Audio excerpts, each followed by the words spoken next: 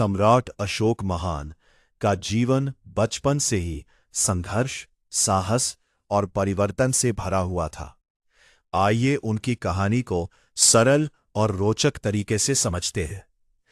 बचपन लगभग 304 ईसा पूर्व अशोक का जन्म बिंदुसार के घर हुआ था, जो चंद्रगुप्त मौर्य के पुत्र थे। उनका जन्म स्थान पाटलिपुत्र, आज का पटना, माना जाता है। बचपन में अशोक अन्य राजकुमारों से अलग थे। वे बहुत तेज, बहादुर और थोड़े कठोर स्वभाव के थे। उनके पिता उन्हें ज्यादा पसंद नहीं करते थे, क्योंकि अशोक का रंग रूप और व्यवहार बाकी भाइयों से अलग था। लेकिन उनकी मां धर्मा उन्हें बहुत प्यार करती थीं और हमेशा उन्हें आगे बढ़ने के लिए प्रेरित करती थी। बचपन में अशोक आसपास के शिक्षा। अशोक ने बचपन से ही युद्ध कला, राजनीति और प्रशासन की शिक्षा ली। तलवारबाजी, घुड़सवारी, रणनीति बनाना, इन सभी में वे बहुत निपुण हो गए। गुरुजन भी उनकी बुद्धिमानी और नेतृत्व क्षमता से प्रभावित थे। युवावस्था की शुरुआत।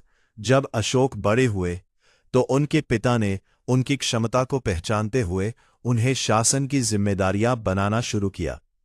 उन्हें तक्षशिला भेजा गया, जहां विद्रोह हो रहा था। अशोक ने वहां जाकर बहुत कठोरता से विद्रोह को दबा दिया और अपनी ताकत दिखा दी। इसके बाद उन्हें उज्जैन का राज्यपाल बनाया गया। यहां भी उन्होंने अच्छे प्रशासन का परिचय दिया। सत्ता की ओर बढ़ते कदम। सम्राट बिंदुसार की मृत्यु के बाद राजगद्दी के लिए संघर्ष शुरू हुआ। अशोक ने अपने भाइयों को हराकर लगभग 373 ईसा पूर्व में सिंहासन प्राप्त किया। शुरुआत में अशोक बहुत कठोर और युद्ध प्रिय शासक थे। उन्हें चंड अशोक, क्रूर अशोक भी कहा जाता था। युवावस्था का स्वभाव।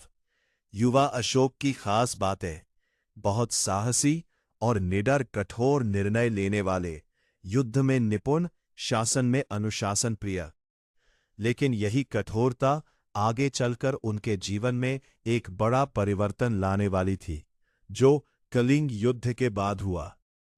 निष्कर्ष: अशोक का बचपन और युवावस्था हमें यह सिखाती है कि परिस्थितियां चाहे जैसी हो, अगर व्यक्ति में हिम्मत और बुद्धि है तो वो महान बन सकता है।